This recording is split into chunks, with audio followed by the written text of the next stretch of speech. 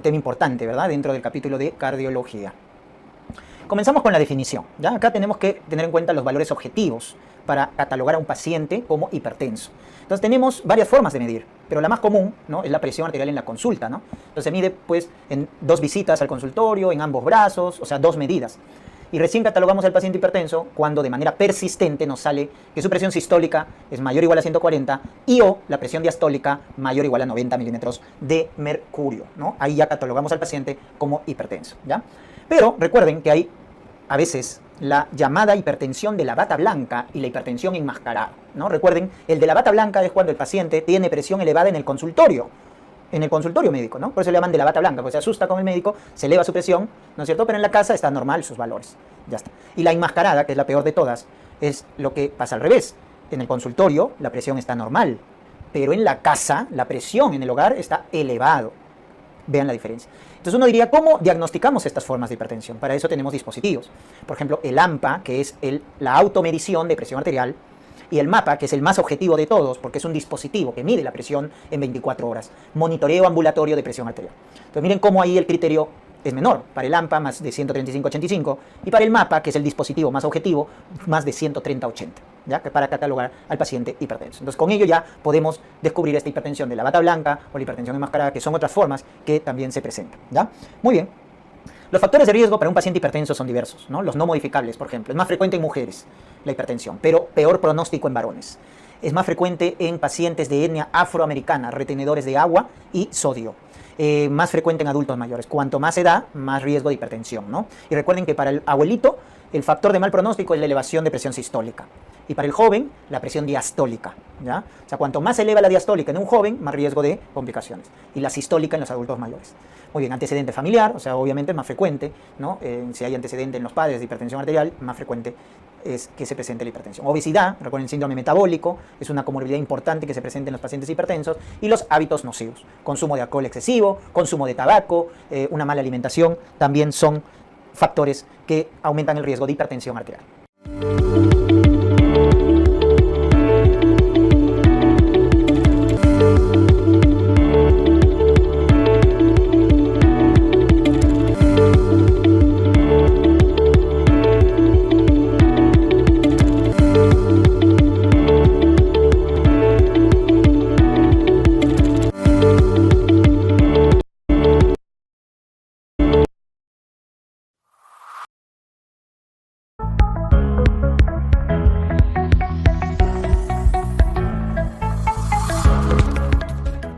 Muy bien.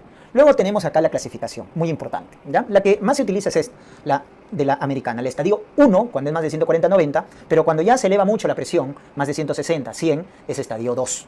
¿Y esta clasificación para qué sirve? Para el manejo farmacológico, porque el estadio 1 lo controlas con un fármaco y al 2 con 2 fármacos.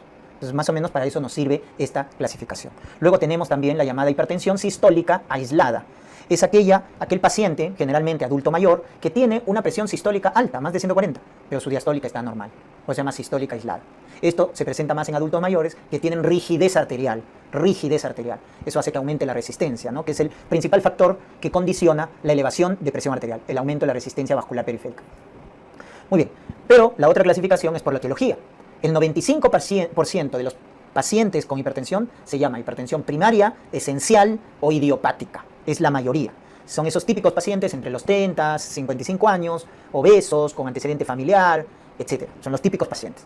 Pero un 5% la hipertensión es secundaria, ¿ya? Entonces, lo más frecuente es primaria o esencial, pero un 5% es secundaria, que hay que buscarla cuando tenemos estos factores, doctores. Cuando se da en los extremos de la vida, o muy joven o muy abuelito debuta la hipertensión. Ahí hay que buscar una etiología secundaria. Cuando se eleva de forma aguda la presión, ¿no? Te miden y está 200, 120 tu presión. Una elevación aguda de la presión también nos debe hacer buscar una hipertensión secundaria. Cuando tenemos una hipertensión resistente o refractaria, que se define como aquella hipertensión que no se controla con 3 antihipertensivos, incluidas las tiazidas. O lo llegas a controlar, pero con 4 antihipertensivos. Esa es la definición de hipertensión refractaria o resistente. Cuando es una hipertensión acelerada o maligna, o sea que rápidamente produce daño de órgano blanco, una retinopatía, un ACV, etcétera, ¿no? Debuta con eso. O sea, hay que buscar una etiología secundaria. O cuando tenemos la clínica subyacente de la patología, doctores. ¿Estamos?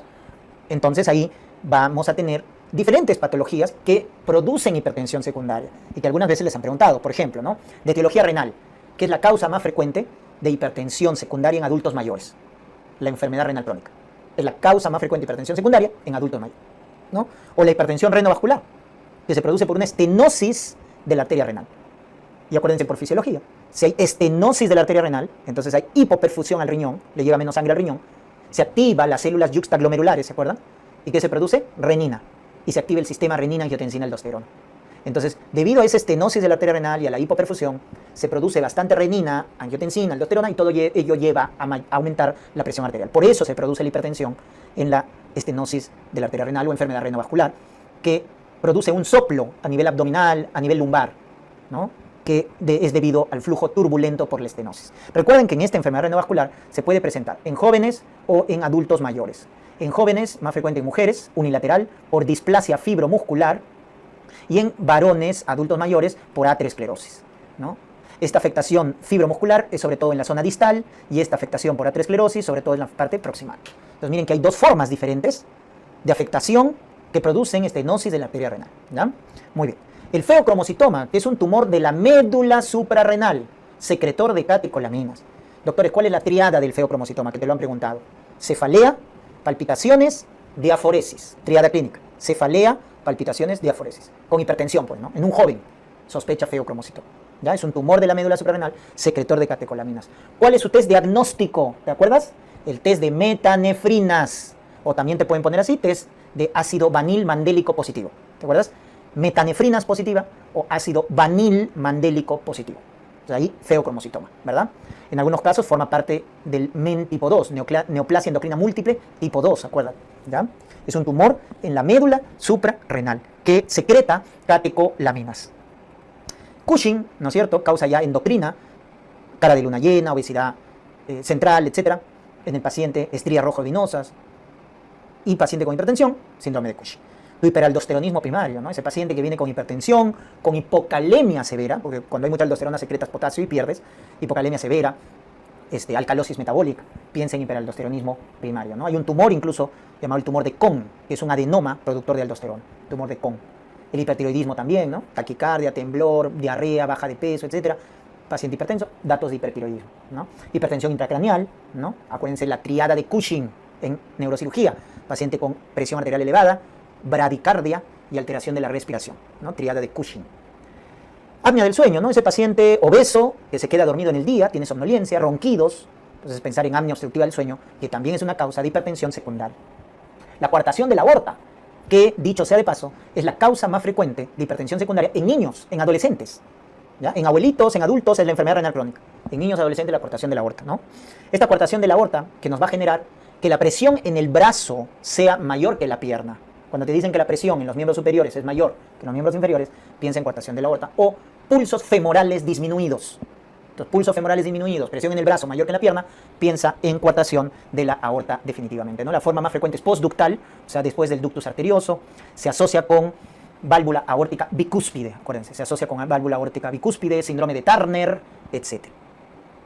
Y también está la inducida o relacionada a drogas, a fármacos, ¿no? Por ejemplo, a la cabeza, los anticonceptivos en las mujeres. Se digan, ¿qué fármaco produce más hipertensión secundaria en mujeres? Anticonceptivos. Luego están los AINES, eritropoyetina, ciclosporina, que también pueden elevar la presión arterial. O drogas, como la cocaína, ¿no es cierto?, que disminuye la recaptación de adrenalina, o las anfetaminas, que aumentan la liberación de adrenalina. Entonces, como elevan el simpático, elevan la presión arterial, ¿no? Cocaína, anfetaminas, la misma cafeína, el tabaco también elevan la presión arterial, ¿no? Ya está. Entonces, todas esas son causas secundarias que las deben tener en cuenta, porque debido a la clínica subyacente nos pueden colocar, ¿no es cierto?, para su sospecha diagnóstica, ¿no? Ya está. Pero la más frecuente es la primaria esencial.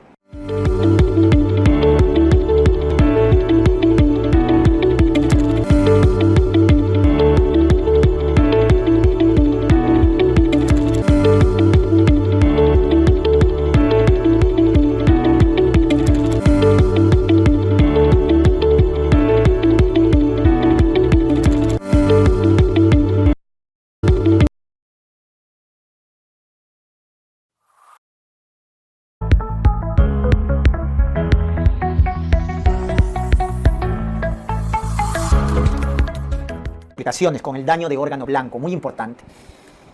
La principal causa de mortalidad en el paciente hipertenso, doctores, es la cardiopatía hipertensiva, ¿ya? La hipertensión aumenta la poscarga y genera hipertrofia concéntrica del ventrículo izquierdo. Ese es el remodelado del paciente con hipertensión, hipertrofia concéntrica del ventrículo izquierdo. Obviamente esto va a condicionar a una falla en un inicio de la diástole, porque se va a alterar el llenado, pero al final también falla la sístole, ¿ya? ¿Y cómo descubrimos esta hipertrofia, este remodelado, ¿no? Esta cardiopatía hipertensiva, que es el principal factor de mortalidad en el paciente hipertenso? Lo podemos sospechar en el electrocardiograma, que es lo que frecuentemente les preguntan, porque el eje está desviado hacia la izquierda. Recuerden que el eje normal está de menos 30 a más 90. Acá está desviado hacia la izquierda, de menos 30 a menos 90, o sea, se vuelve más negativo. Eje desviado a la izquierda, las ondas R son altas, más de 25 milímetros, o el famoso índice de Sokolov positivo, donde medimos la onda S suelo, la onda S, acuérdense, hacia abajo, en las precordiales derechas, B1, B2, agarramos la que tiene mayor medida. Y luego la onda R en precordiales izquierdas. R es la de arriba, ¿no es cierto? Arriba, R, la onda positiva. En B5 o B6, la que tiene más medida. Entonces, al medir la onda S en precordiales derechas, B1 o B2, y R en precordiales izquierdas, B5 o B6, y si eso es más de 35 milímetros en paciente mayor de 35 años, nos indica que hay una probable hipertrofia del ventrículo izquierdo, que se confirma con ecocardiograma, que es ya la prueba específica. El ecocardiograma nos mide el grosor de la pared y si es más de 15 milímetros es hipertrofia del ventrículo izquierdo, ¿no es cierto? Ya está. Y obviamente el ecocardiograma también nos calcula la fracción de eyección, con lo cual voy a ver si hay ya falla diastólica o sistólica, ¿no? Muy bien. La retinopatía hipertensiva se evalúa con la clasificación de Katie-Wegener, ¿ya? Entonces acá tenemos el grado 1, que nos dice que hay vasoconstricción de las arterias. Ese es el grado 1, las arterias son pequeñitas. Arteria como 1, vena como 3. Entonces, cuando me dicen vasoconstricción de las arterias, es el estadio 1. 2, cuando nos dicen dos cosas. Hilos de cobre, hilos de plata, aumenta el reflejo luminoso de las arterias por la esclerosis, y los signos de cruce arterio-venosos. Entonces, cruce arterio-venoso, hilo de cobre, plata, estadio 2. Y hasta ahí es la forma crónica de retinopatía, que entre comillas decimos buen pronóstico, ¿ya? 1, 2. Porque el estadio 3, que es exudado, hemorragia, o 4, edema de papila, o también atrofia de la papila óptica, del disco óptico, ese es el estadio 4, ya son las formas agudas que son de mal pronóstico, ¿correcto? Acuérdense, 3, exudado, hemorragia, 4, edema de papila, o incluso también atrofia, ¿no?, de la papila óptica. Entonces, eso hay que tenerlo en cuenta, son los 4 estadios que te pueden preguntar de la retinopatía hipertensiva. En el sistema nervioso central, recuerden que la hipertensión es el principal factor de riesgo para accidente cerebrovascular. En neurología van a comentar eso, que la hipertensión es el principal factor de riesgo para ACV. Y la forma más frecuente es el ACV isquémico, 80%, por una trombosis, ¿verdad? Y el 20% es un ACV hemorrágico, por ruptura de los microaneurismas de Charcot y Bouchard. Y acá te suelen preguntar que el ACV hemorrágico por hipertensión, ¿cuál es su localización más frecuente? Primer lugar, ganglio basal, putamen. Segundo lugar, caudado. Entonces acuérdate, si bien lo más frecuente es el ACV isquémico, en el caso del ACV hemorrágico te preguntan la localización. Primer lugar, putamen, segundo, caudado. Recuerden que el ACV lo que nos genera es focalización en el paciente, un déficit motor, sensitivo, visual, etc. Mucho cuidado cuando te dicen alteración del sensorio, confusión, estupor, coma, porque ahí lo que te están diciendo es que ya hay una encefalopatía hipertensiva, que es otra cosa. Encefalopatía hipertensiva es alteración del sensorio, ¿correcto? Que también se puede producir como daño de órgano blanco. Y finalmente el riñón, ¿no es cierto? La hipertensión daña el riñón y, dicho sea de paso, es la segunda causa más frecuente de enfermedad renal crónica terminal, porque la primera es la diabetes, la segunda es la hipertensión, de la enfermedad renal crónica terminal. ¿Qué produce la hipertensión en el riñón, doctores? La llamada arterioesclerosis, ¿ya? La angioesclerosis de la arteriola aferente, eferente, produce hematuria, proteinuria, etc. Pero a nivel patológico hay dos formas de daño. La arteriosclerosis benigna, también llamada hialina, por depósito de material proteináceo en las arterias, o la arteriosclerosis maligna, hiperplásica, o también llamada necrosis fibrinoide, donde vemos esta necrosis que le da el aspecto en capas de cebolla, ¿ya? Capas de cebolla. Entonces la arteriosclerosis maligna, hiperplásica o necrosis fibrinoide. Miren, son dos formas de daño en las arterias producto de la hipertensión a nivel del riñón, ¿ya? Entonces acuérdense ahí los daños de órgano blanco, por favor.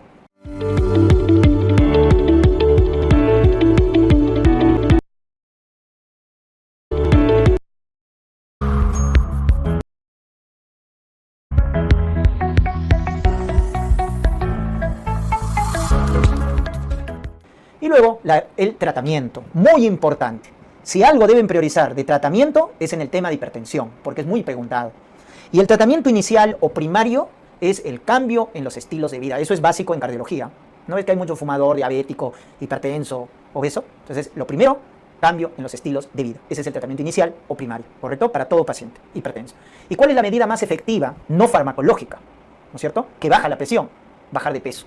Claro, es lo más difícil, ¿no? Bajar de peso. Todos queremos bajar de peso, ¿no? Entonces, pero al final subimos, ¿no? Entonces, por cada kilo de peso que bajamos, la presión disminuye 1 milímetro de mercurio. Entonces, es la medida más efectiva en el tratamiento inicial o primario, no farmacológico, para bajar la presión arterial. Es la medida más efectiva, pero tiene poco impacto, poco impacto. La que tiene más impacto es la dieta, la llamada dieta DASH, ¿no? Que es también la dieta mediterránea, dieta del paciente diabético, pues, ¿no? Más consumo de verduras, frutas, etcétera, ¿ya? La dieta baja en sal y en sodio. Acá quiero aclarar, ojo, cuando digo dieta baja en sal es menos de 6 gramos, y cuando digo dieta baja en sodio es menos de 2 gramos. Eso, entonces, menos de 6 gramos, sal. Sodio, menos de 2 gramos. Ojo con eso. Entonces, es la famosa dieta hiposódica o dieta baja en sodio, ¿ya? Muy bien. El paciente hipertenso debe tener esa dieta, o sea, bajar el consumo de sal y aumentar el consumo de potasio, doctores.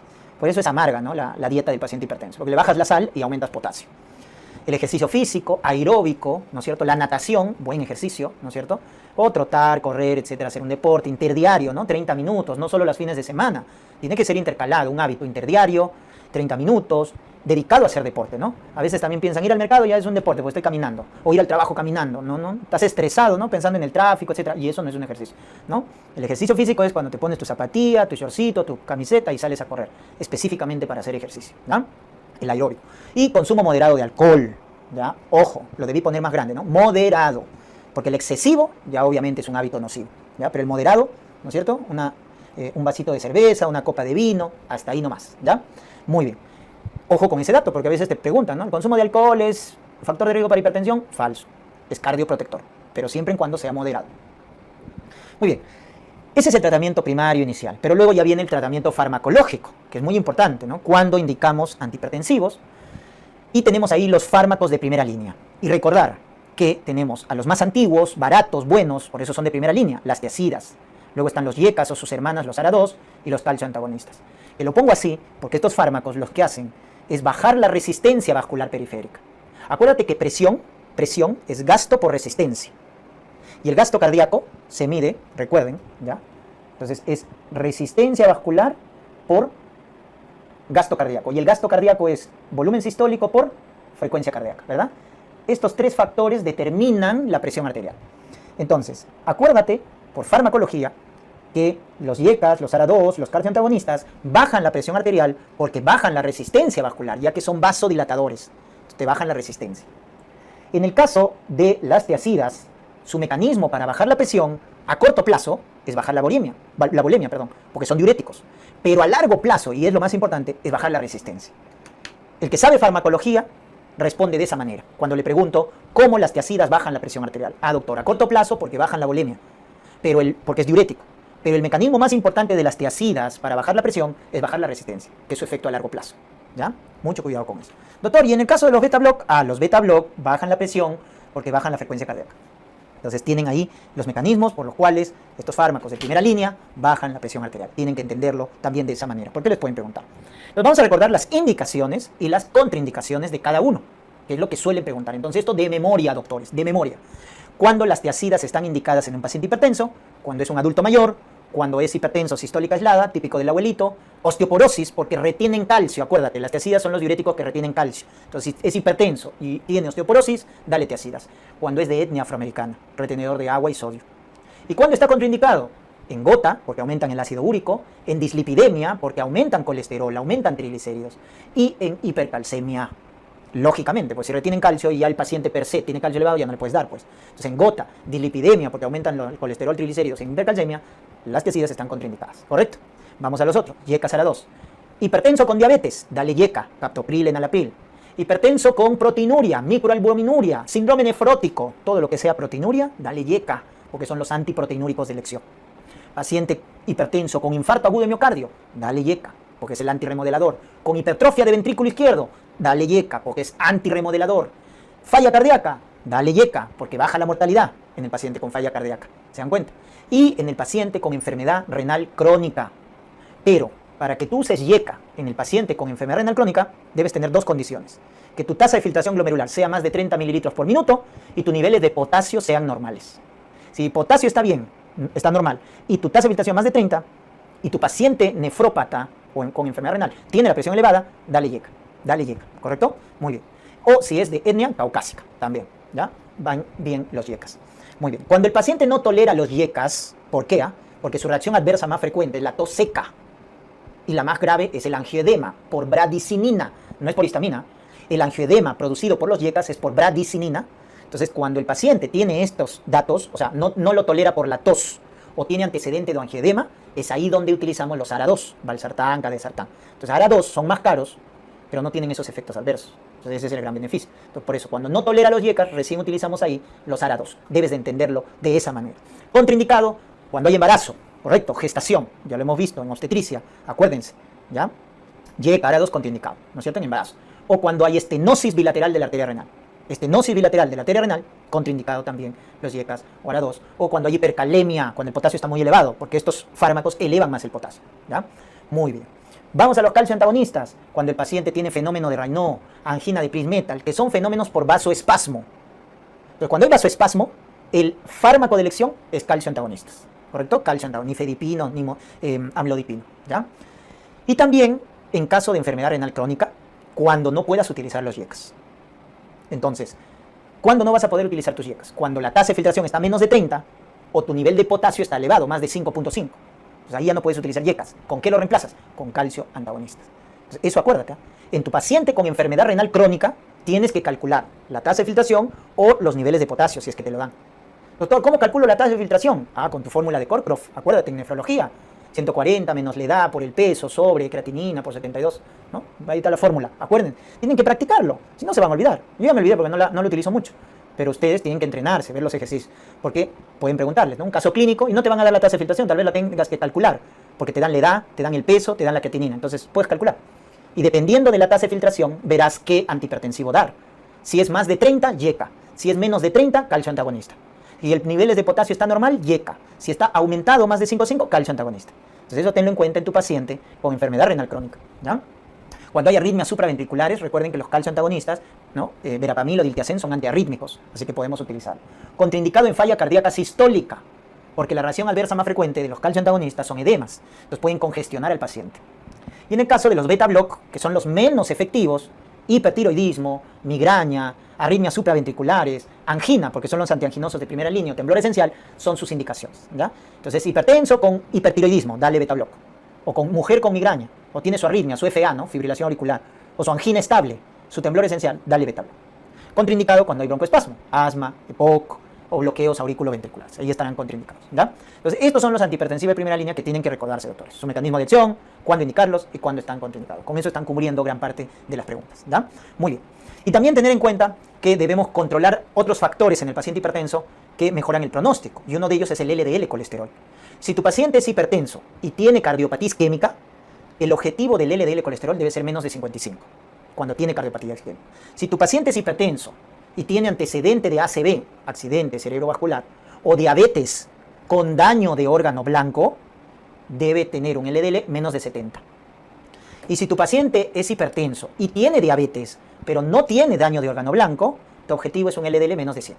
Menos de 100. Entonces ahí están, miren los objetivos de acuerdo a la comorbilidad del paciente hipertenso. ¿Correcto? Muy bien.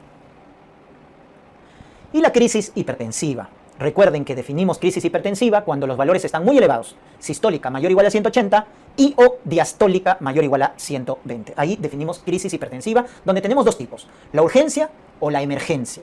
La urgencia es cuando no hay daño de órgano blanco. Y la emergencia es cuando sí tiene daño de órgano blanco y se pone en peligro la vida del paciente. ¿Correcto? Esa es la diferencia fundamental entre urgencia y emergencia hipertensiva. El daño de órgano blanco. En el caso, ojo, sea urgencia o emergencia, pueden haber ciertos síntomas, como por ejemplo esto, cefalea, mareo, vértigo, epistaxis, inquietud, insomnio, etc. Esos síntomas, doctores, se presentan tanto en la urgencia como en la emergencia. En ambos se presentan, ¿correcto? Lo que te va a definir de que el paciente está en una emergencia hipertensiva es el daño de órgano blanco. Eso te define emergencia. ¿Y cuáles son esos daños de órgano blanco? Un accidente cerebrovascular, una encefalopatía hipertensiva, alteración del sensor, Una hemorragia en la retina, grado 3, grado 4, ¿se acuerdan? Grado 3 hemorragia exudado, grado 4 edema de papila. Una insuficiencia cardíaca aguda, un edema agudo de pulmón, un infarto agudo de miocardio. Eso ya es una disección de aorta, una falla renal. Eso ya nos define entonces emergencia. Si no tiene ninguno de esos datos, solo cefalea, mareo, vértigo, eso es urgencia, ¿correcto? Urgencia. Cuando veas daño de órgano blanco, ahí es emergencia. Y ya hemos descrito cuáles son los daños de órgano. Si no ves nada de eso, solo los síntomas que hemos mencionado, cefalea, vértigo, eso es una urgencia. Entonces, una vez que has hecho el diagnóstico correcto, el tratamiento va a ser también el correcto. En una urgencia tenemos 24 horas para bajar la presión, utilizamos la vía oral y utilizamos el YECA de acción más rápido, captopril por vía oral en una urgencia. O mantenemos la medicación. Muchos pacientes que hacen urgencia hipertensiva es porque han dejado de tomar sus antihipertensivos. En el caso de la emergencia, doctores, no. Debemos actuar rápido, debemos bajar el 25% de la presión basal. Ese es el objetivo, reducir el 25% de la presión basal. Utilizamos la vía parenteral y utilizamos los más potentes. Por ejemplo, si es un cuadro isquémico coronario, un SICA, un síndrome coronario agudo, nitroglicerina. Si es un edema agudo de pulmón hipertensivo, o sea, un edema agudo de pulmón con presión arterial alta, nitroglicerina. Entonces, la nitroglicerina, en los casos de síndrome coronario agudo, de edema agudo de pulmón hipertensivo, es de elección. La furosemida, en casos de edema agudo de pulmón normotensivo, o sea, cuando la presión está normal, pero tiene edema agudo de pulmón, furosemida. O cuando hay la crisis del feocromocitoma. En la crisis hipertensiva del feocromocitoma, doctores, utilizamos antagonistas alfa 1 y alfa 2, donde está fentolamina, fenoxibenzano. Son los de elección en crisis hipertensiva del feocromocitoma. La betalol, utilizado en accidente cerebrovascular, utilizado en disección de aorta, que son los dos cuadros, ojo, ACV y disección de aorta, son las excepciones en las cuales no se reduce el 25% de la presión basal. ¿Ya? Esa es la excepción. O sea, en todas las demás formas de daño de órgano blanco, se debe bajar el 25% de la presión basal en una emergencia hipertensiva. Excepto en el ACV y en la disección de aorta. Excepto esos dos. Ahí no se baja así, de golpe. En el caso de la disección de aorta, tienes que bajarlo a niveles normales. Una presión sistólica menos de 100 milímetros de mercurio. Miren, ahí es diferente. Y en ACV no puedes bajar mucho la presión. Va a depender si va a recibir terapia de reperfusión. ¿Ya? Entonces son las excepciones. En todos los demás sí se debe bajar 25% de la presión basal. Entonces la betalol se utiliza en disección de aorta, en ACV, acuérdense. En preeclampsia severa, acuérdense. Preeclampsia con criterios de severidad. Clave azul, la betalol. Y el antihipertensivo más potente es el nitroprusiato, que debes pensarlo cuando hay casos refractarios. Por ejemplo, un edema agudo de pulmón hipertensivo que le has dado nitroglicerina y no calma. Nitroprusiato. Una disección de aorta donde has dado la betalol y no baja la presión. Nitroprusiato. Entonces, en casos refractarios de edema agudo de pulmón hipertensivo, de disección de aorta, nitroprusiato, que es el antihipertensivo más potente, porque es un vasodilatador arterial y venoso. ¿Ya? Es potente. Es el más potente de los antihipertensivos.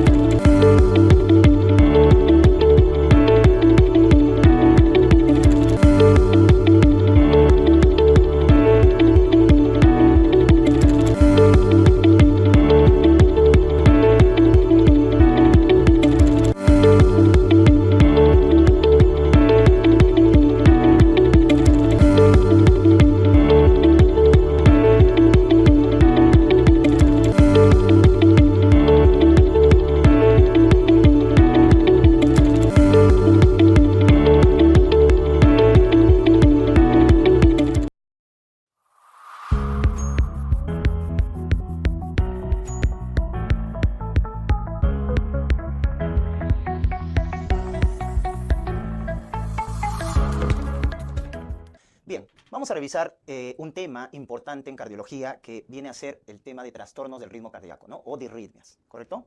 Bien, recordemos que las disritmias, que es el término correcto, son los trastornos del ritmo cardíaco que pueden ser ya sea regulares o irregulares. A estas últimas son las que se les llama verdaderamente las arritmias, ¿no? Cuando el ritmo es irregular. Ahora, vamos a clasificar en dos grandes grupos rápidamente los trastornos del ritmo cardíaco. Cuando decimos que la disritmia es supraventricular, es porque hemos observado en el electrocardiograma que el complejo QRS es pequeño, menos de 0.12 segundos, ¿correcto? O también te pueden decir así, menos de 120 milisegundos. Es lo mismo, ¿correcto? O sea, menos de 3 cuadraditos pequeños. Recuerden que cada cuadradito en el electrocardiograma mide 0.04 segundos. Entonces, como ven acá, el QRS es angosto, es estrecho. Entonces, cuando tú veas un QRS flaquito, menos de 0,12 segundos, menos de 3 cuadraditos pequeños, quiere decir que la arritmia es supraventricular, ¿correcto? Por el contrario, si tú ves en tu electrocardiograma que tu QRS, miren, es ancho, o sea, mide más de 0,12 segundos, entonces ahí ya estás hablando de una arritmia ventricular, ¿correcto? Entonces, de esa manera podemos clasificar, ¿no? Si una arritmia es supraventricular y otra ventricular. Ahora, incluso dentro de las supraventriculares podemos clasificarlas por el ritmo, ¿no? Pueden ser supraventriculares regulares, como la taquicardia sinusal, la taquicardia paroxística supraventricular. O pueden ser irregulares, como por ejemplo la fibrilación auricular, la taquicardia auricular multifocal. Por ejemplo, esas son de ritmo irregular, fibrilación auricular, taquicardia auricular multifocal. O las ventriculares también, de la misma manera, ¿no? Pueden ser regulares, ¿no? Como la taquicardia ventricular, o irregulares ya como la fibrilación ventricular. Miren, entonces, de esa manera podemos clasificar, ¿correcto? Siempre identifiquen eso primero, si es supraventricular o ventricular, ¿ya? Muy bien. Ahora sí, vamos a ver en detalle cada una de las disritmias. Comenzamos con la taquicardia sinusal. La taquicardia sinusal, recuerden que es la arritmia más frecuente en el adulto, ¿ya? Es el trastorno del ritmo cardíaco más frecuente del adulto. Más o menos su frecuencia va de 100 a 150 latidos por minuto. Vamos a ver que esta arritmia se produce por mucho estímulo de los receptores beta-1 adrenérgicos del corazón. Es decir, es por bastante tono simpático, o sea, hay una hiperexcitación del tono simpático, que puede tener múltiples causas. Por ejemplo, el hipertiroidismo. Recuerden, el flaquito que está en reposo y tiene palpitaciones, ¿no es cierto? Hay que medirle hormonas tiroideas. Dicho sea de paso, que es pregunta de examen, en el hipertiroidismo la arritmia más frecuente es la taquicardia sinusal. ¿Ya? Recuerden esos datos. La arritmia más frecuente en el adulto, de manera general, taquicardia sinusal. La arritmia más frecuente en el hipertiroideo, taquicardia sinusal, ¿correcto? La fiebre, recuerden, también induce aumento de frecuencia cardíaca, ¿ya? Excepto, ¿no es cierto?, en la fiebre tifoidea. ¿Recuerdan? En la fiebre tifoidea es la única disociación, el signo de Fayet, acuérdense por infectología, en la cual aumenta la temperatura, pero el ritmo cardíaco se encuentra normal, ¿no? Esa es la excepción. Bueno, pero luego tenemos la hipovolemia, la hipoxia. Recuerden estos estados: hipovolemia por una hemorragia, por pérdida de volumen, la hipoxia, cualquier tipo de trastorno que genere hipoxia va a estimular el tono simpático y eso aumenta la frecuencia cardíaca. Las crisis de ansiedad, de pánico, el tumor de la médula suprarrenal que segrega catecolaminas, que es el feocromocitoma, también induce taquicardia. La sepsis, la anemia también aumenta la frecuencia cardíaca. Drogas, ¿no?, como la cocaína, la anfetamina o también la cafeína, el tabaco, ¿no?, aumentan la frecuencia cardíaca. Recuerden también esas drogas porque van a inducir taquicardia sinusal, ¿no? Muy bien. Ahora, recuerden que en el caso de la taquicardia sinusal, ¿no?, decimos taquicardia porque la frecuencia es más de 100, ¿correcto? Está entre 100 y 150. Sinusal porque cumple los criterios de ritmo sinusal. Y acuérdense los criterios. ¿Cuáles son? Que la onda P está antes del QRS. Onda P. Siempre está presente la onda P antes del QRS. Con los complejos QRS son regulares. La distancia entre uno y otro es regular, ¿correcto? Y la onda P es positiva en D2, negativa en ABR. Entonces, si cumplen esos criterios, onda P positiva en D2, negativa en ABR, hay siempre onda P antes del QRS y los QRS son regulares, eso es ritmo sinusal, doctores, ¿ya? Y para llamarle taquicardia, entonces el ritmo es más de 100, ¿correcto? Muy bien. Recuerden que hay que tratar la causa subyacente de la taquicardia sinusal. ¿Qué está desencadenando este aumento de la frecuencia cardíaca por excitación del tono simpático? ¿No? Hay que tratar esa causa subyacente y en algunos casos específicos, como en el hipertiroidismo, hay que dar beta bloqueadores para bajar el tono simpático, ¿no? Porque acuérdense la fisiopatología.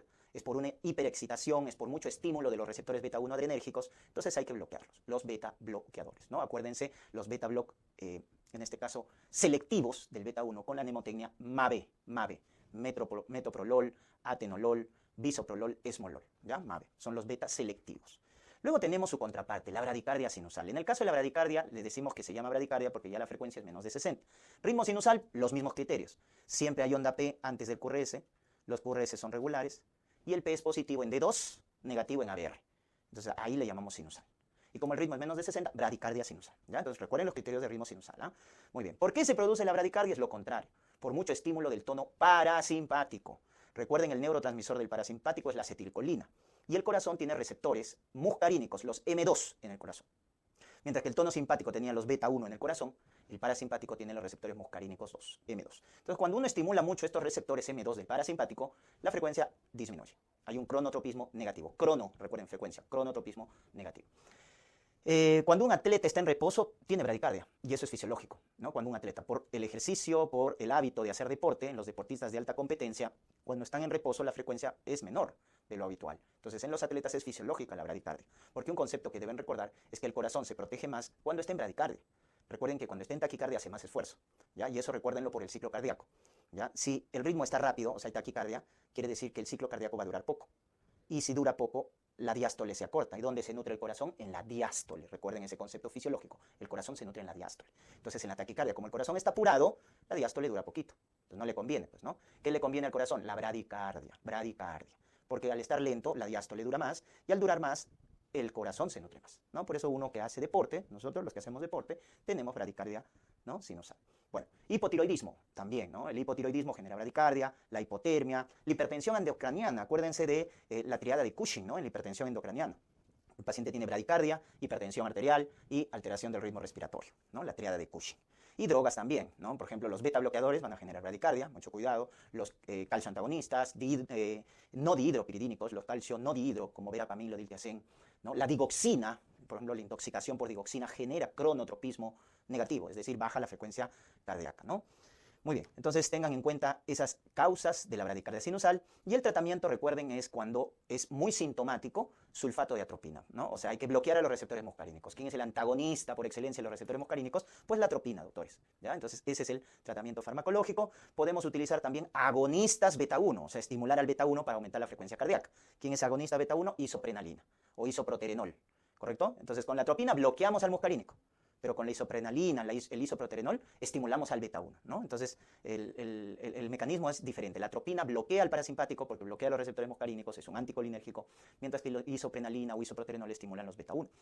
Y en casos ya severos, el tratamiento definitivo es marcapaso, ¿no? Marcapaso transitorio, ¿ya? Ese es el tratamiento ya definitivo cuando no hay respuesta. Colocar marcapaso.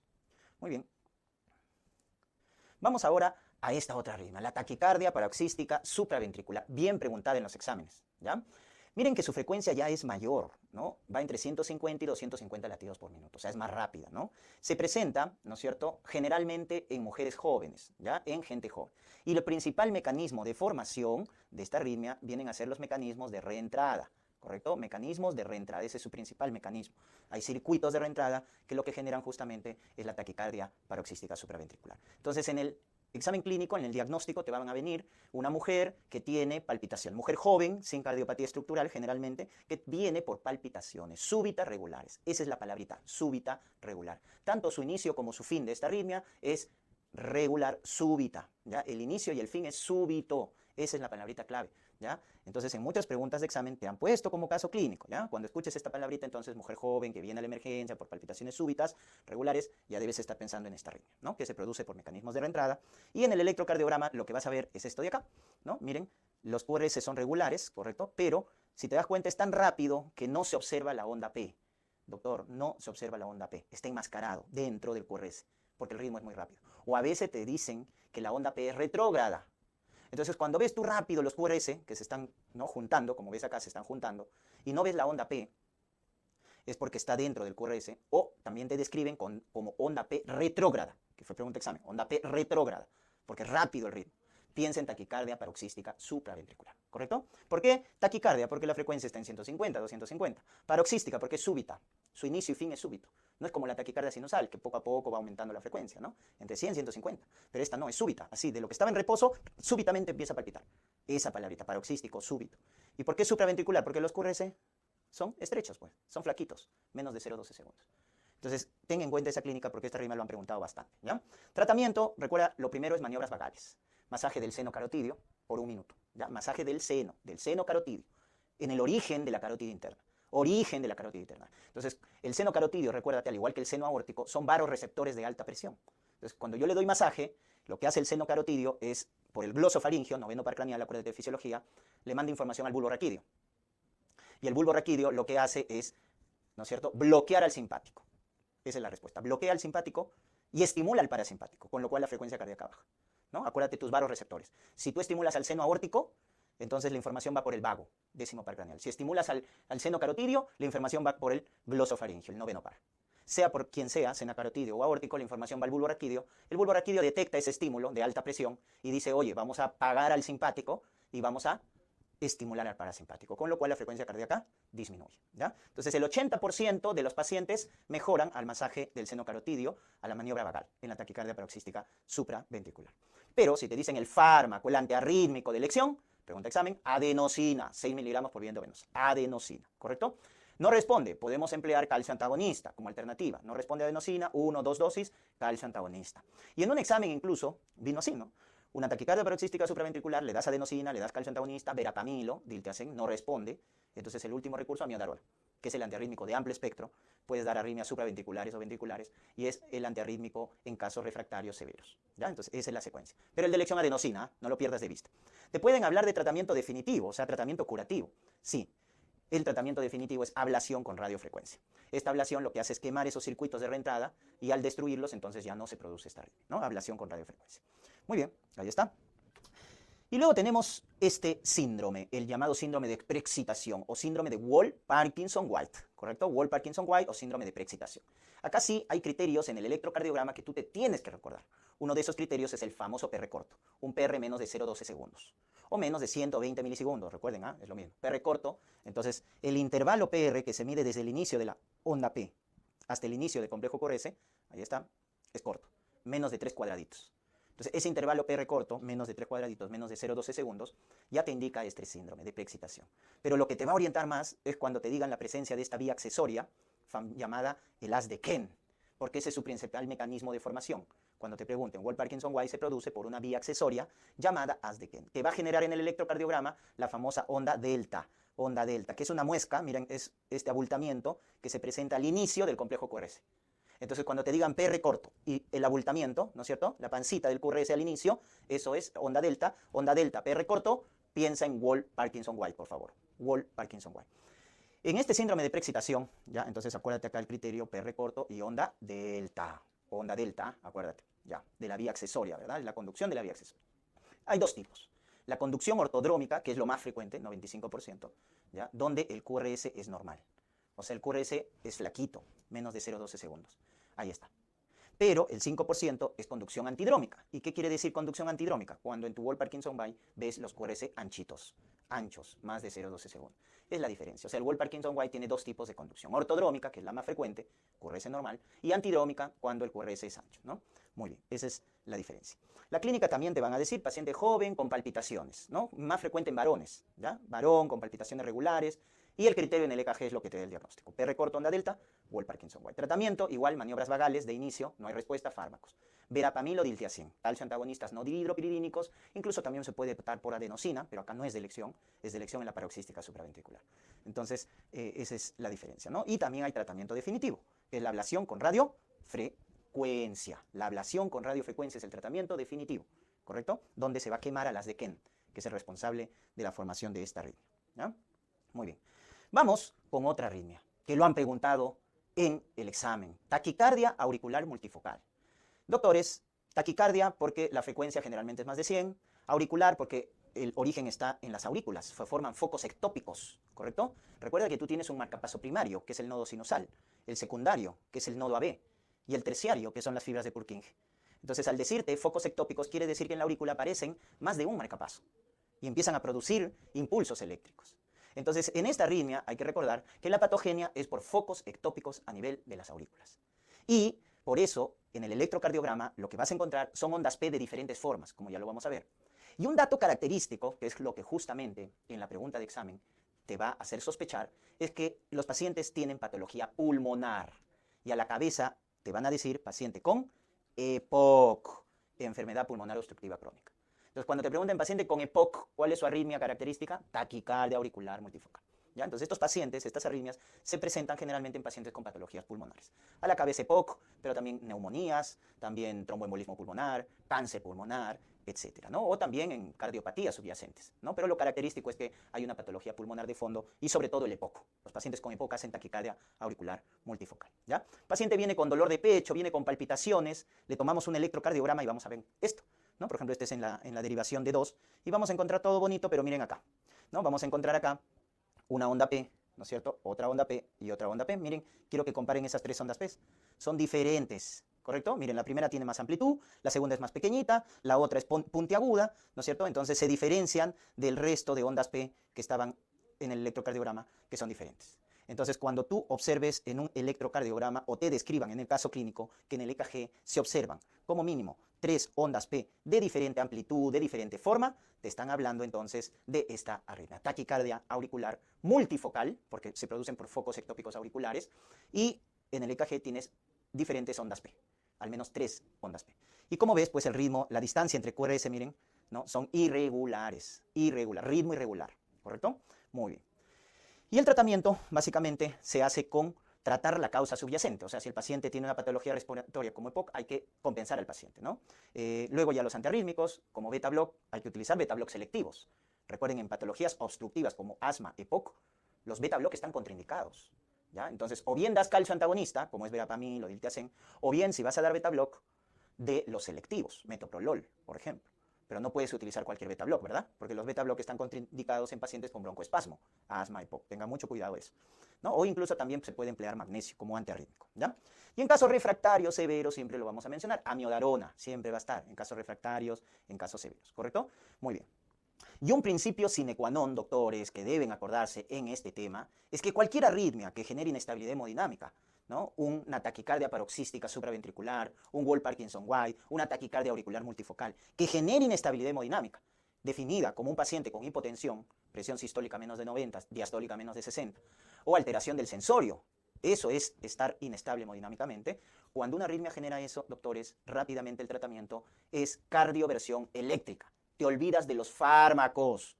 Cardioversión eléctrica es el tratamiento de elección cuando te dicen que el paciente tiene inestabilidad hemodinámica. Entonces no caigas en esas preguntas de examen, ¿no? Te ponen tu Wall-Parkinson-White, tu taquicardia paroxística supraventricular y te olvidaste de tomar las funciones vitales, ¿no? Como siempre hacías tus historias clínicas e inventabas tus funciones vitales, pero no, ahí te la van a dar de escrito. Entonces te dicen presión sistólica menos de 90, diastólica menos de 60, o sea, paciente hipotenso o alteración de sensorio, ya olvídate de los fármacos. El tratamiento es cardioversión eléctrica, ¿correcto? No se olviden. Bien. Luego tenemos la arritmia más frecuente en la práctica clínica, en paciente hospitalizado, en paciente adulto mayor con cardiopatía subyacente. Si te preguntan así, el más frecuente es fibrilación auricular, ¿ya? Pues si te dicen en general, ¿cuál es la arritmia más frecuente? Taquicardia sinusal, en el adulto. En el niño es taquicardia paroxística supraventricular, por si acaso, ¿ya? Adulto taquicardia sinusal, niño taquicardia paroxística supraventricular. Y en paciente hospitalizado, en la práctica clínica, en paciente adulto mayor con cardiopatía subyacente, el más frecuente es fibrilación auricular, ¿ya? Tengan en cuenta ese dato. La fibrilación auricular se produce por una alteración en el automatismo, es decir, en la generación del impulso cardíaco, porque hay focos ectópicos en la aurícula que van a producir impulsos. Su origen en la aurícula izquierda. Ojo, la FA nace en la aurícula izquierda por focos ectópicos, pero también es producida por una alteración en el dromotropismo. ¿Qué es el dromotropismo? Es la conducción del impulso eléctrico, porque se forman múltiples circuitos de microreentradas. Entonces el FA es un trastorno mixto, porque se produce por alteración del automatismo, generación del impulso, porque hay focos ectópicos, y alteración del dromotropismo, que es alteración en la conducción, porque se forman circuitos de microreentrada. ¿Ya? Ese es el origen del FA en la aurícula izquierda. Cuando se genera esta arritmia, lo que va a generar es una actividad eléctrica desorganizada, ¿no? ¿Por qué? Porque el impulso eléctrico, al estimular mal al corazón, la actividad mecánica va a ser desorganizada. Entonces, la actividad eléctrica desorganizada genera que la actividad mecánica sea ineficiente. Entonces, es como que cada miocito se está contrayendo por su lado, ¿no es cierto? Y, por lo tanto, la actividad mecánica va a ser ineficiente. Se pierde la actividad mecánica efectiva de la aurícula. Y tú te debes acordar que en la fase de llenado, tú tienes el llenado rápido, el llenado lento y luego la contracción auricular, que ayuda al llenado del ventrículo. Si te preguntas en cuánto, en un 20%. O sea, la aurícula al contraerse, llena el ventrículo en un 20%. Entonces, como en la FA se pierde la actividad eléctrica, porque es desorganizada, se pierde la actividad mecánica, o sea, estás perdiendo el 20% del llenado ventricular. Y por lo tanto, va a caer el gasto cardíaco, y al perder esa actividad mecánica, también lo que va a generar es que se forme trombos. Y ahí es la pregunta típica de examen, ¿no? Principal factor cardioembólico, FA. Principal factor cardioembólico, el FA.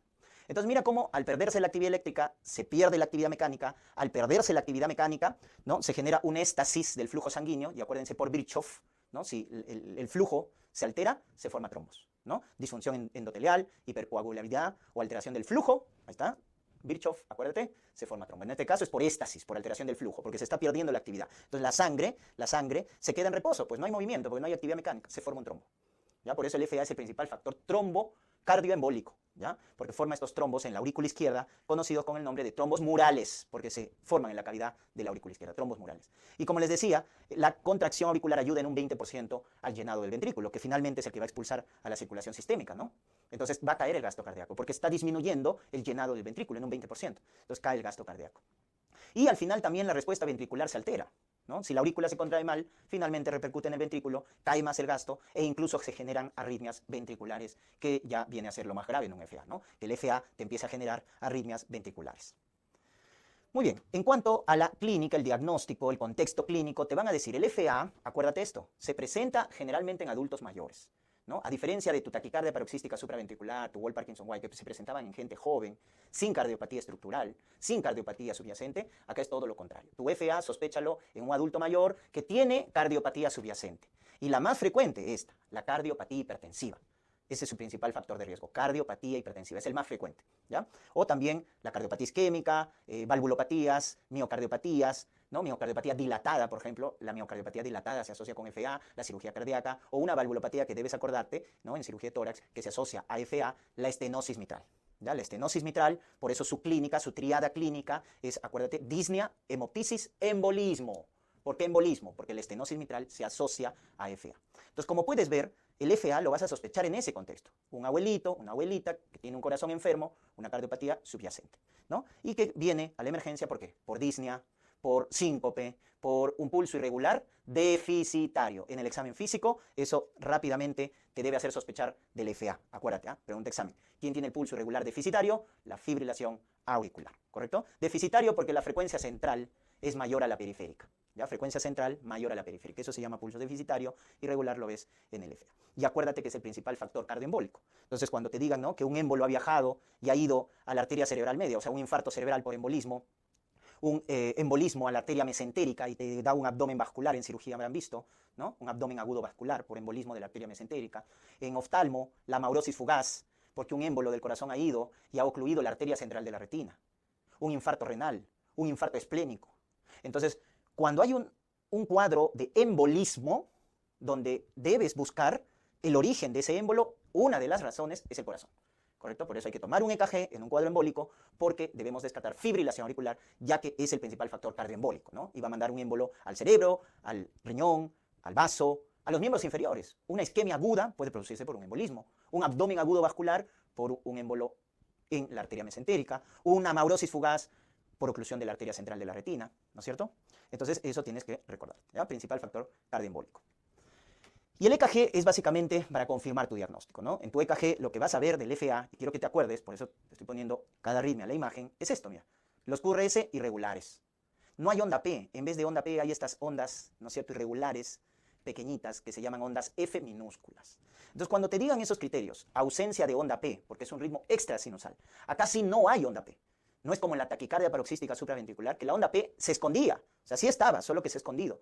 O te dicen onda P retrógrada, ¿verdad? Pero sí está. Acá no. Acá sí hay ausencia de onda P, porque no hay actividad eléctrica en las aurículas, está desorganizada.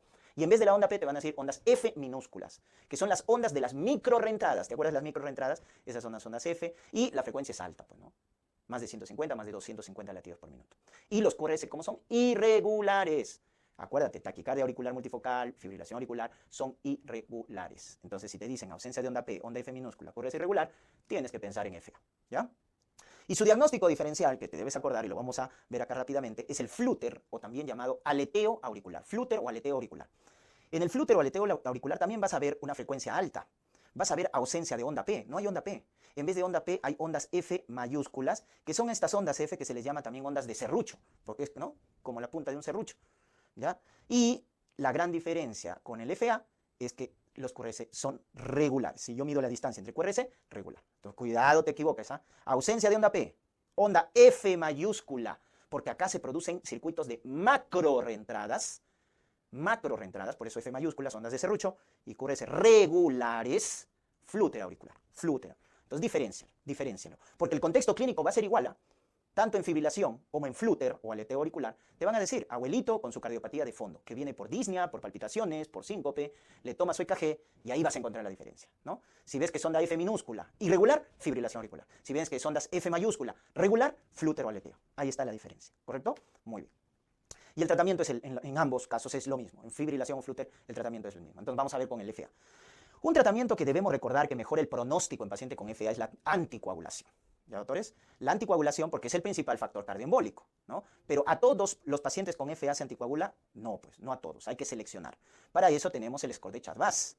El score de Chad-Vas son siglas, por ejemplo la C, que es falla cardíaca congestiva, es un punto, la H, hipertensión, la edad, más de 75 años, 2 puntos, ¿ya? Mayor o igual a 75 años, la D de diabetes, 1 punto, stroke o accidente isquémico transitorio, 2 puntos, enfermedad vascular, ¿no? Un infarto, enfermedad vascular periférica, 1 punto, o la edad, más de 65 años, ya es 1 punto, y el sexo femenino, 1 punto, ¿correcto? Entonces, esas son las siglas de Chad-Vas. Entonces, recuerden que tanto la edad mayor a 75 años, mayor o igual, o el hecho de que ya haya tenido un ACV o un accidente isquémico transitorio, son los que dan, miren, de frente 2 puntos. Los demás son 1 punto. Eso tenganlo en cuenta porque les pueden preguntar, ¿ya? Del score de Chad-Vas. Entonces, tú calculas tu Chad-Vas para tu paciente con FA y si el puntaje, de acuerdo al puntaje, vas a recomendar una anticoagulación o no, que lo vamos a ver.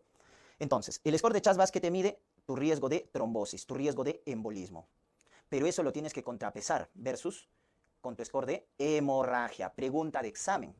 ¿Cómo se llama el score que evalúa el riesgo de sangrado, hemorragia en el FA para dar anticoagulación? El score se llama Hasblett, ¿no? Que también son siglas. H de hipertensión no controlada, alteración renal o hepática, si tiene los dos, 2 puntos. Si tiene uno solo, 1 punto. Stroke, 1 punto. Sangrado, historia de sangrado, 1 punto. INR lábil, 2 puntos, ¿no? Uso de drogas, en este caso, 2 puntos, ¿correcto? Uso de drogas, 2 puntos, ¿no? AINES, etc. Entonces, tienes tu score de Chad-Vas que evalúa trombosis, embolismo, y tienes tu score de Hasblett que evalúa el riesgo de hemorragia o sangrado. Porque siempre debes valorar ambos, ¿no? Porque antes solamente nos preocupábamos por la anticoagulación, evitábamos el embolismo, la trombosis, pero el paciente se moría de hemorragia. Entonces, no, tienes que contrapesarlo con el riesgo de sangrado. Entonces, si tu score de Chad-Vas, miren, si en una mujer llega a ser 2 puntos o más, recomiendas anticoagulación. En el varón es solo 1 punto, basta 1 punto, basta 1 punto en tu score de Chad-Vas para recomendar anticoagulación. ¿Ya? Entonces, varón 1 punto, mujer 2 puntos, anticoagulas. ¿Ya? Si no cumple ese criterio, es decir, varón 0 puntos, mujer 1 punto, solo antiagregación plaquetaria, solo antiagregación plaquetaria. Ahora, una vez que has decidido anticoagular, porque tu score de Chad-Vas te salió positivo, ¿qué anticoagulante vas a utilizar? Entonces ahí vas a tu score de Hasblett. Si tu score de Hasblett te sale menos de 3 puntos, utilizas el más potente, porque el riesgo de sangrado es bajo.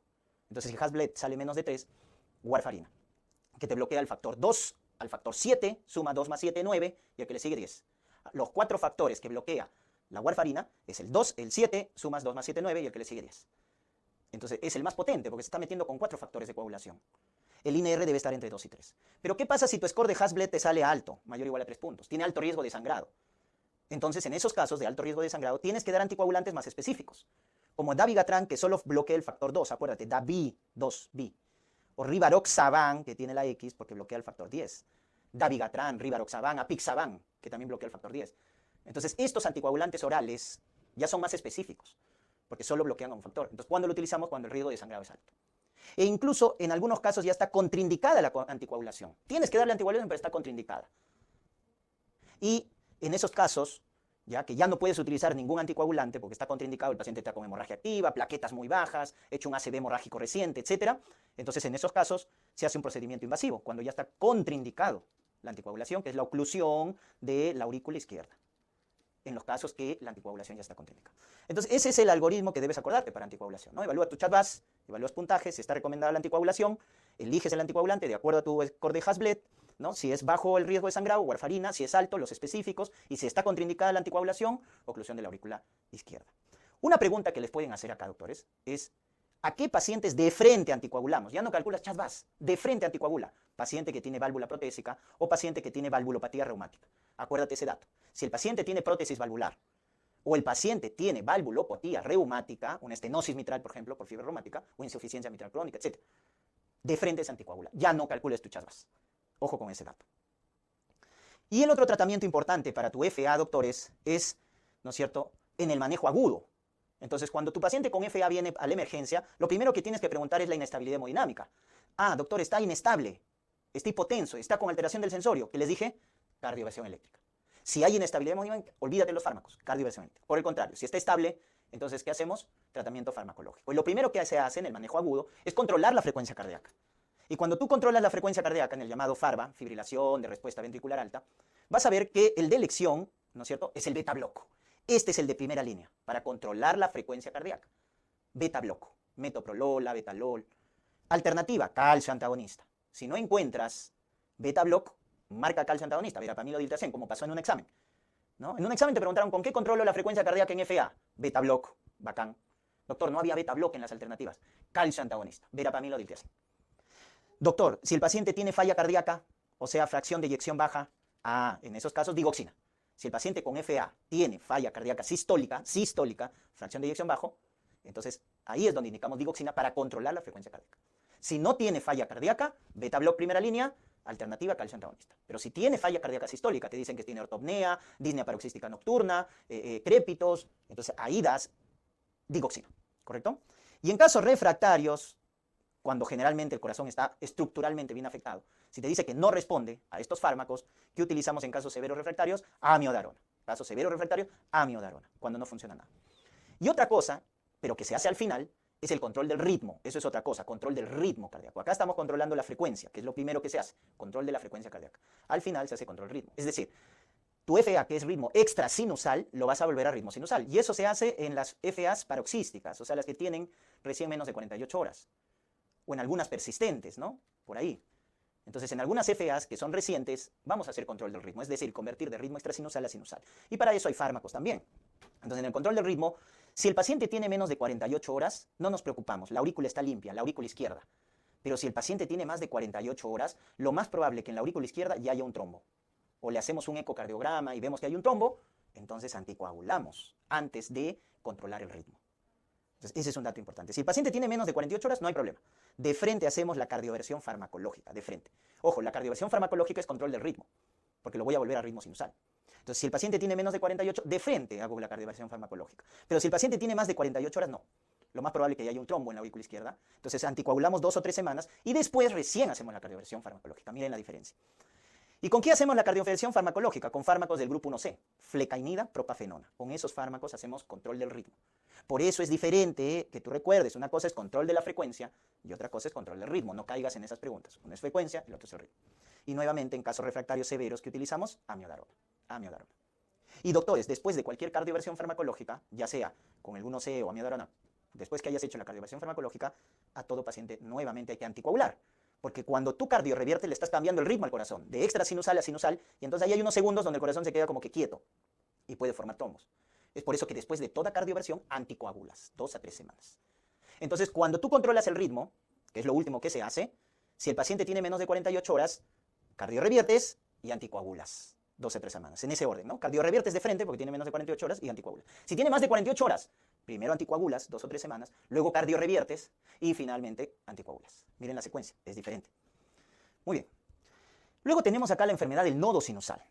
La enfermedad del nodo sinusal es un trastorno que afecta a nuestro marcapaso primario, ¿no? Al llamado nodo sinusal, que está en el techo de la aurícula derecha, en la desembocadura de la vena cava superior.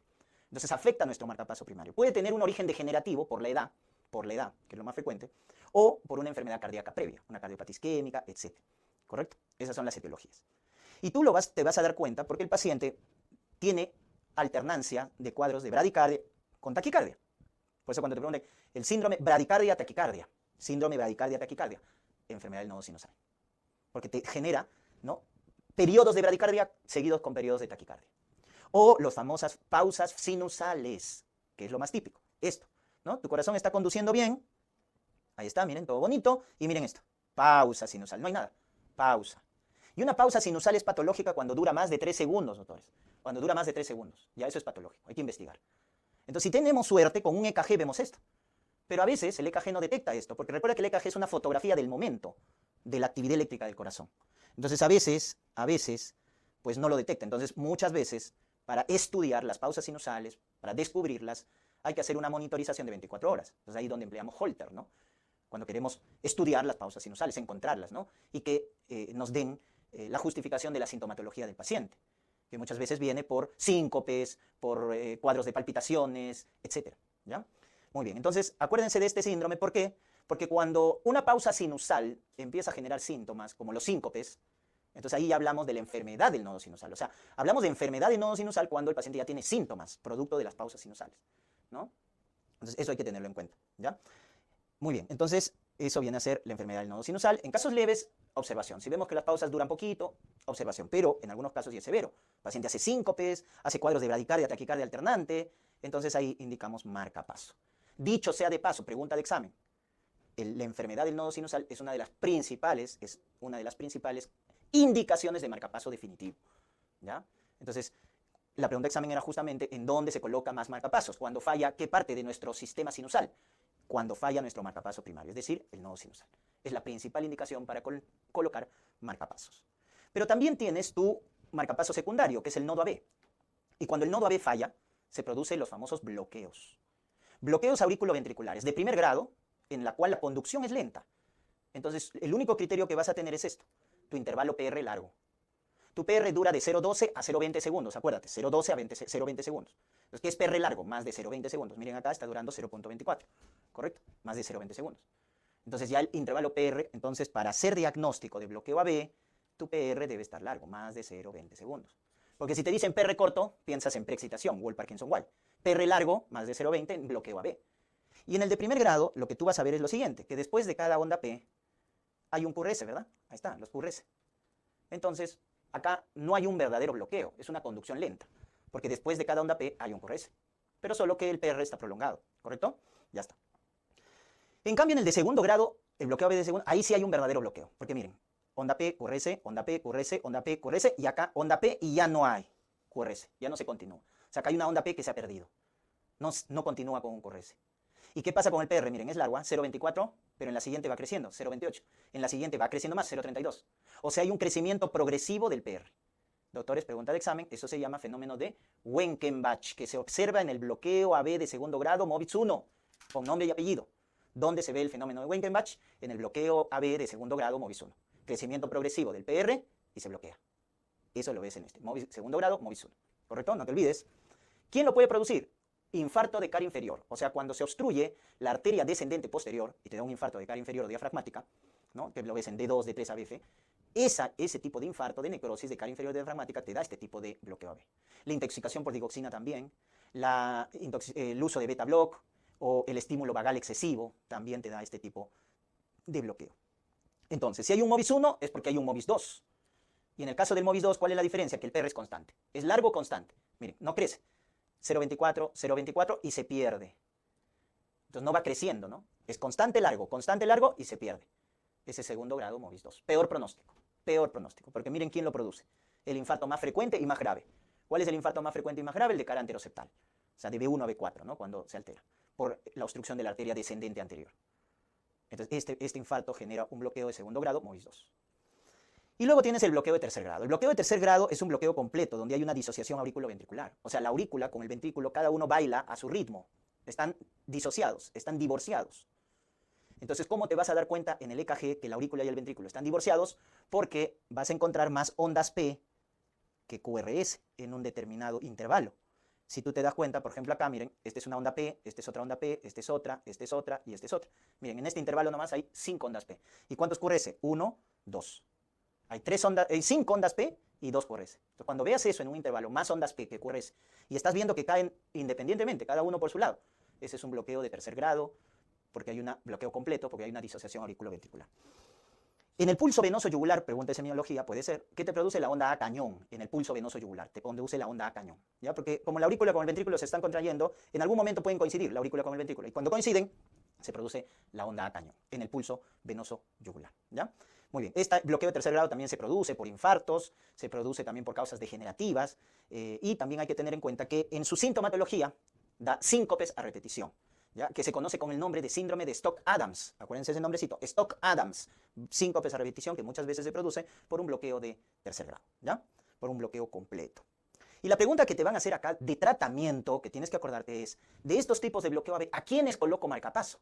Vas a colocar marcapaso de forma absoluta, tenga o no tenga síntomas, al de segundo grado MOBITZ 2 y al de tercer grado. Ahí está. Al de segundo grado MOBITZ 2 y tercer grado, colocamos marcapasos, doctores. Marcapaso. Entonces Entonces ya tienes 3 indicaciones de marcapaso. Enfermedad de nodo sinusal, bloqueo AV de tercer grado completo, bloqueo de segundo grado, MORIS 2. Pasamos a las arritmias ventriculares. ¿Y por qué la vas a identificar? Porque tu QRS va a estar ancho, más de 0,12 segundos o más de 120 milisegundos. Ahí está, tu extrasístole ventricular, ¿no? Cuando es solo un QRS ancho, ¿no? Generalmente, cuando se produce dentro de un corazón infartado de un paciente con cardiopatía isquémica, de fondo, mal pronóstico, porque tiene riesgo de muerte súbita. O sea, en los pacientes que hacen infarto y tienen extrasístoles ventriculares, tienen mal pronóstico, ¿no? Y acuérdense, es la arritmia más frecuente en la intoxicación por digoxina. Y van en grupo de 2 las extrasístoles, cada dos van en grupo de 2, por eso se llama bigeminismo. Acuérdate, pulso bigeminado en la intoxicación por digoxina, ¿ya? Entonces, en los pacientes con infarto agudo de miocardio, en los pacientes con intoxicación por digoxina, la arritmia más frecuente es esta. Es la arritmia más frecuente del corazón infartado y de la intoxicación por digoxina, acuérdate, ¿ya? Muy bien. Y los beta bloqueadores, ya quiero que se acuerden que va a ser el tratamiento de elección para tratar las extrasístoles ventriculares en pacientes sintomáticos, que tienen cardiopatía subyacente. Ahí hay que tratar. En los demás casos no. Si el paciente no tiene cardiopatía subyacente, no tiene síntomas, fue un hallazgo en el EKG, no se trata. Por el contrario, tiene síntomas, es un corazón infartado, beta bloqueadores, ¿ya? Antiguamente se utilizaba lidocaína, ¿no? Para arritmias ventriculares, pero esto ya casi es un desuso, ¿no? Eso es para las preguntas históricas, pero actualmente se utilizan beta bloqueadores. La taquicardia ventricular es cuando juntas varias extrasístoles ventriculares y la frecuencia es más de 100. Entonces, si juntas varias extrasístoles ventriculares, es decir, varios QRS anchos, seguido uno a continuación de otro, formas la taquicardia ventricular, donde la frecuencia va a ser más de 100, el ritmo va a ser regular y los QRS son anchos. Esos son los criterios para pensar en una taquicardia ventricular, ¿correcto? Y acá sí hay que tener miedo, porque el paciente muy pocas veces va a estar estable, ¿no? Su presión normal, etc. Entonces, si es así, el tratamiento es con fármacos, ¿ya? Procainamida es quizás el tratamiento más efectivo, procainamida para taquicardia ventricular. Amiodarona, casos refractarios, casos severos, amiodarona, ¿no? O lidocaína, que se utilizaba históricamente, ¿ya? Pero ahí están los fármacos, cuando esté estable. Si está inestable, o sea, hipotenso, con alteración del sensorio, cardioversión eléctrica, olvídate de los fármacos, cardioversión eléctrica. Y si está en paro cardíaco, ¿y cómo te das cuenta que está en paro? Porque no tiene pulso, ¿no? Entonces, inestable es cuando está hipotenso, cuando está con alteración del sensorio. Y en paro cardíaco cuando no tiene pulso. No tiene pulso, esa es la famosa taquicardia ventricular sin pulso, que es un ritmo de paro cardíaco cuyo tratamiento es la desfibrilación. Por eso se dice que la taquicardia ventricular sin pulso es un ritmo desfibrilable, ¿ya? Acuérdense así. Y luego tenemos el Torsades de Points, también llamada taquicardia helicoidal, taquicardia polimórfica. Doctores, esta es una taquicardia ventricular. Es una taquicardia ventricular en la cual vas a encontrar QRS de diferente forma. Entonces es una variante de una taquicardia ventricular. Se llama taquicardia ventricular polimórfica porque los QRS son de diferente forma y no sostenida porque dura menos de 30 segundos, ¿ya? No sostenida. Se producen por fenómenos de postpotenciales, ¿ya? Su principal factor de riesgo es el QT largo, el intervalo QT, que es largo, más de 0.45 segundos, y que forma QRS de diferentes amplitudes, etc. Pues se llama polimórfica. Hay síndromes congénitos que producen esta arritmia ventricular. Es el síndrome de Romano, que sigue una herencia autosómica dominante, o Nielsen recesivo. Pero lo más frecuente es adquiridos, por trastornos electrolíticos. Y a la cabeza está la hipomagnesemia. También los fármacos. Y ahí hay una lista de fármacos que han preguntado. Por ejemplo, terfenadina, como antihistamínico, hidroxicloroquina, macrólidos, acitromicina, eritromicina, moxifloxacino, antidepresivos tricíclicos, sotalol, procainamida, son fármacos que producen Torsades de Points, acuérdate, ¿eh? También insecticidas, ¿no? Organofosforados, carbamatos, etc., ¿no? Ya está. Entonces, mucho cuidado. En el caso de los electrolitos no hay pierde. Magnesio, calcio, potasio bajo, producen QT largo. Cuando el calcio, el potasio, el magnesio están bajos, o sea, la hipocalemia, la hipocalcemia, la hipomagnesemia, y prolongan el QT. Y eso genera el Torsades de Points, ¿correcto?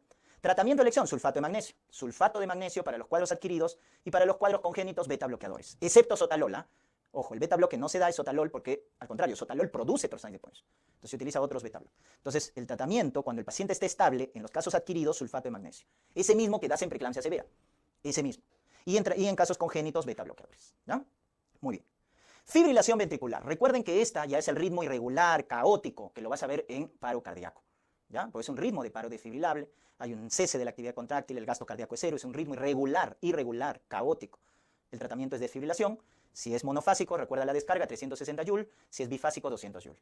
Y cuando no responde la descarga eléctrica, la desfibrilación, en casos refractarios, acuérdate amiodarona o tu lidocaína, ¿ya? Y eso lo vas a ver en RCP, ¿ya? En RCP. Pero ahí está tu fibrilación ventricular, ¿ya? Tus arritmias ventriculares son las más frecuentes en pacientes infartados. Acuérdate, un paciente que se infarta, la cardiopatía isquémica es la causa más frecuente de arritmias ventriculares. En un corazón infartado, la arritmia más frecuente es la extrasístole ventricular que se produce, la más frecuente. Y la más grave, porque genera mortalidad, es la fibrilación ventricular. Eso lo mata al paciente con infarto, ¿no? Cuando hace fibrilación ventricular, ¿ya? Y en estas arritmias ventriculares no te olvides del principio sine qua non. ¿Cuál es? Que si el paciente tenga taquicardia ventricular, Torsades de Points, etc., y el paciente esté inestable, hipotenso, alteración del sensorio, olvídate de los fármacos. El tratamiento de elección es cardioversión eléctrica. Solo piensa en fármacos cuando tu paciente esté estable. Si no, no. ¿Ya? Muy bien. Y luego tenemos acá los trastornos electrolíticos, ¿correcto? Vas a tener trastornos de calcio, trastornos de potasio, que es lo que más frecuentemente te han preguntado. Entonces, miren, cuando el calcio está bajo, hipocalcemia, menos de 8,5, lo que se va a alterar es el intervalo QT. ¿Ya? ¿Dónde ves la alteración de calcio? Pregunta de examen, en el intervalo QT. Entonces, ¿qué pasa en una hipocalcemia? El intervalo QT se acorta. El famoso QT, perdón, lapsus. Largo, QT largo. Miren cómo se alarga el QT. ¿Ve? Entonces, vamos a ver. Miren, esto es lo normal, ¿verdad? Ahí está lo normal. Miren, ahí está lo normal. El intervalo QT, perdón, va desde el inicio del QRS hasta el final de lo que viene a ser, ¿no es cierto?, la onda T, ¿ya? Porque recuerda que el intervalo QT agarra la despolarización del ventrículo, que es el QRS, y la repolarización del ventrículo, que es la onda T. Entonces va de acá, del inicio del QRS hasta el final de la onda T. Ese es el intervalo QT. Y ahí se ven los trastornos de calcio. Entonces, cuando el calcio baja, mira lo que pasa. La línea roja. Miren, ¿qué ha pasado? El intervalo QT se ha alargado, pues. Entonces, ese es el QT largo. ¿Te acuerdas que te dije? No hay pierde. Calcio, magnesio, potasio bajo, QT largo. QT largo, ¿correcto? Entonces, no hay pierda. La hipocalcemia es la causa más frecuente de los trastornos electrolíticos que prolonga el QT y, por lo tanto, da Torsades de Points. Muy bien. La hipercalcemia es lo contrario. Cuando el calcio está aumentado en la sangre, lo que va a generar con el intervalo QT es acortarlo. Entonces, mira acá, que estás viendo que el QT se acorta. QT corto. Ya está. Entonces, calcio bajo, QT se alarga. Calcio alto, QT se acorta. Es inversamente proporcional, ¿ya? Muy bien. Luego viene el potasio, que te lo han preguntado frecuentemente, ¿no? La hipocalemia, o sea, cuando el potasio está bajo. Cuando el potasio está en bajo, ¿qué alteraciones vas a encontrar? Esto de acá, ¿no? Vas a encontrar que tu onda T, miren, se aplana. ¿Viste cómo se aplanó tu onda T? Se aplana. Porque acuérdate que la onda T es repolarización ventricular, donde interviene el potasio. Entonces, si hay poco potasio, la onda T es pequeñita. Aparece la onda U, ¿no es cierto? Ya está. Yo, como soy hincha de Alianza, me acuerdo, ¿no? Cuando aparece la onda U, ¿qué haces? Esto. Entonces, ¿qué significa eso? Hipocalemia, ¿correcto? Onda U, hipocalemia. Acuérdate así, para los hinchas de Alianza, ¿ya? Muy bien. ¿Y qué pasa también? En casos severos, ¿qué es lo que va a pasar con la hipocalemia? Tu intervalo QT se alarga. No hay pierde. Calcio bajo, potasio bajo, el QT se larga. No hay pierde. Vamos con la hipercalemia, típico del paciente con enfermedad renal crónica. Es el que te eleva el potasio, ¿verdad? Cuando la tasa de filtración es menos de 30 mililitros por minuto, se eleva el potasio. Te van a decir así, ¿no? Paciente con enfermedad renal crónica, y luego tienes en su electrocardiograma esto de acá, ¿no es cierto? Entonces el potasio aumentado, más de 5.5 en la sangre, 1000 equivalentes por litro. Como el potasio está elevado, tu onda T crece, pues ahí está tu onda T, se vuelve alta y picuda, alta y picuda. Potasio alto, onda T alta, picuda. Al contrario, la que se aplana ahora es la onda P, la P se aplana. Y en casos severos, el QRS se ensancha. Y ahí es donde vas a utilizar el estabilizador de la membrana del miocito, que lo vas a ver en nefro. ¿Cuál es? En casos severos, QRS se ensancha. Entonces ahí que le aplicas gluconato de calcio, ¿verdad? Porque una hipercalemia que ya está ensanchando el QRS va a generar arritmias ventriculares. Entonces ahí le das el estabilizador de miocito, que es el gluconato de calcio, ¿ya? Entonces cuando te digan onda T alta, picuda, QRS ancho, hipercalemia, ¿ya? El magnesio también da alteraciones, ¿ya? Por ejemplo, una hipomagnesemia te genera esto, ¿no? Una inversión de la onda P, la onda P se vuelve negativa, ¿no? Una depresión del segmento ST, te genera eso, la hipomagnesemia, como estás viendo en el gráfico, y te prolonga el intervalo QT. Acuérdate que de los trastornos electrolíticos, el que más te prolonga el QT es la hipomagnesemia. No hay pierde, calcio bajo, potasio bajo, magnesio bajo, QT largo, no hay pierde. Por el contrario, la hipermagnesemia, ¿qué te va a producir? La hipermagnesemia lo que te puede producir es lo contrario, QT corto, acuérdate, QT corto también, ¿no? Y se alarga. ¿Quién se alarga? El PR, el QRS, ¿no? Entonces el intervalo PR se alarga, el QRS se alarga. Eso te puede generar la hipermagnesemia, ¿ya? Intervalo PR largo, QRS largo, el QT se acorta, ¿ya? Por si acaso. Muy bien. Y sodio, por ahí, si me preguntan sodio básicamente hace su alteración en la frecuencia cardíaca. Cuando hay hiponatremia, hay bradicardia. Cuando hay hipernatremia, hay taquicardia. O sea, más del sodio es en la frecuencia cardíaca. La hiponatremia va con bradicardia. La hipernatremia va con taquicardia, ¿ya? O sea, acuérdense eso porque les han preguntado en los exámenes, ¿ah? Muy bien.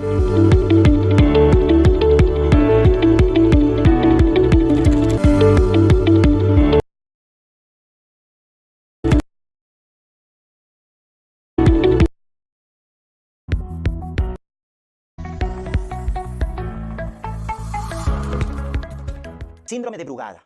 El síndrome de Brugada